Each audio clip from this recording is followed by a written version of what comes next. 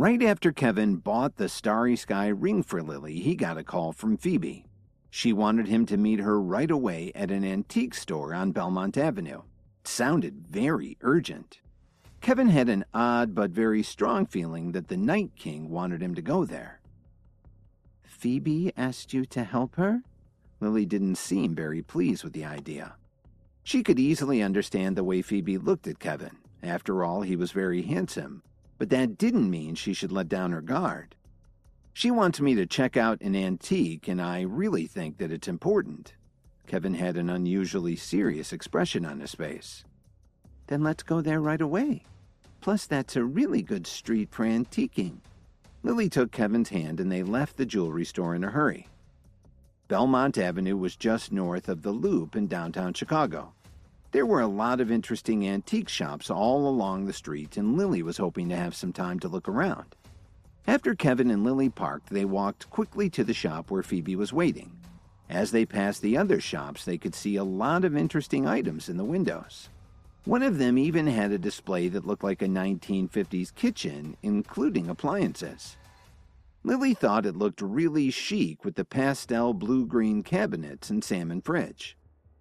When they entered the shop on the corner to meet Phoebe, a large group of collectors was already there having a loud discussion. Kevin and Lily squeezed into the middle of the crowd and found Phoebe standing next to her father at the counter. Truman Anderson was negotiating with a middle-aged man in a three-piece suit. "What's going on?" Kevin glanced at the jewelry box on the counter and frowned a little. "Kevin, you're finally here." Phoebe smiled when she saw him. Phoebe's reaction made both her father and Lily extremely unhappy. "Have you discovered something unusual?" Kevin asked with a smile. "Here's what's going on. The owner of this shop has been a good friend of my father's for many years. He recently got this antique jewelry box, so he asked my father to come over and take a look." Phoebe smiled a little as she told Kevin the reason she'd invited him along. "You know how my father is. He can't walk away from a good deal. However, my father can't tell whether this thing is real or fake, so I called you." Before Kevin could reply, the man standing next to Phoebe asked, "Who's your friend?" "This is Kevin." Phoebe hesitated a little. "He's a good friend of our family, and we trust his opinion a lot." Then she turned to Kevin. "This young man is Walter Beckett." "Hello." Kevin immediately reached out to shake the man's hand. "Since Phoebe called you, that means you must know something about appraisal." A look of disdain flashed in Walter's eyes. Kevin didn't answer his question, but instead turned his attention to the gold box on the counter. It had carvings of birds and flowers on all of its sides and on the lid. "What are you doing here, Kevin?" Truman Anderson was in an especially bad mood.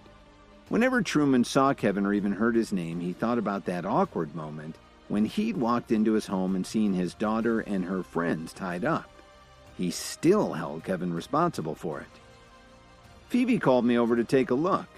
Kevin reached out and touched the box, and he furrowed his brow as he studied the low-relief decorations. "Walter, what do you think about this item?" Truman ignored Kevin and spoke directly to the young man who was standing next to Phoebe. "Truman, even though the piece is very beautiful, I just don't think it's worth the price. I think you should be very careful." Walter spoke very smoothly. He didn't try to persuade Truman to buy it, but he also didn't tell him not to buy it. But Truman trusted him anyway. What Kevin didn't know was that Walter Beckett was here with Phoebe mainly because of him. Ever since the last time Kevin saw her, Phoebe had spent her days languishing at home, not really interested in anything. It made Truman sad to see his daughter like that. As far as Truman was concerned, Kevin was a bad influence. His only redeeming quality was his ability to appraise antiques. So he asked Mr. Jordan, the store owner, to invite Walter to come to Chicago and then get in touch with his daughter. "What's the seller asking?" Kevin raised an eyebrow and looked up from the box. $2 million. Phoebe stared at Kevin as she answered his question. "Yes, it's worth it. You should take it." Kevin nodded his head in approval. "Kevin, are you serious?" Although Truman didn't like Kevin anymore, he still trusted his opinion on antiques. "Of course I'm serious. Kevin replied firmly. In fact, he had more to say, but he didn't want to talk about it in front of so many people. $2 million was a lot to spend, but Truman thought that he could double his money if Kevin was right. That's ridiculous, Walter sneered at Kevin. Do you really know anything about antiques? While the decorations are very interesting, there's not enough gold just based on weight to justify a price like that. Beckett continued. On top of that, there isn't a lot of detail in the flowers. It's barely worth $200,000, let alone $2 million. You have no idea what you're talking about. The people who had gathered around them seemed to agree with his comments. One of them even whispered very loudly, I wouldn't expect any less from one of Mr. Anderson's friends. He's a perfect match for Phoebe. Phoebe was visibly upset when she heard these comments. She was afraid that Kevin would take it the wrong way. The store's owner, Mr. Jordan, also looked distressed. He'd gone through a lot of time and expense to get this antique jewelry box, and now it looked like he might stand to lose a lot of money on it. But he also knew that Walter was an expert appraiser and there was nothing wrong with what he said, so he couldn't challenge him on it. Truman nodded slightly and spoke to Mr. Jordan. My friend, I think Walter's right. Perhaps we should hold off on this purchase. Wait a minute, Kevin suddenly interrupted them. Truman, if you don't buy this item, you're making a big mistake. Truman sighed when he heard Kevin say this. I know you have extraordinary potential in antique appraisal, but you're still young and don't have enough experience. You can still make mistakes, but Walter is different. He's had intensive training and has a lot more experience than you do. The onlookers agreed with Truman's comments and nodded their heads in approval. They'd never even seen Kevin before, so how could he come in here and tell everyone what to do? So you're just going to take his word over mine? Kevin joked.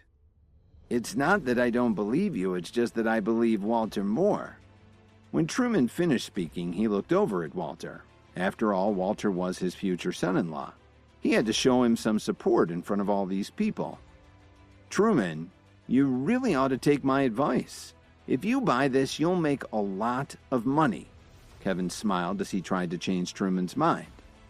Please subscribe to the Pocket FM YouTube channel and press the bell icon for instant notification. Check out our channel for more such exciting shows.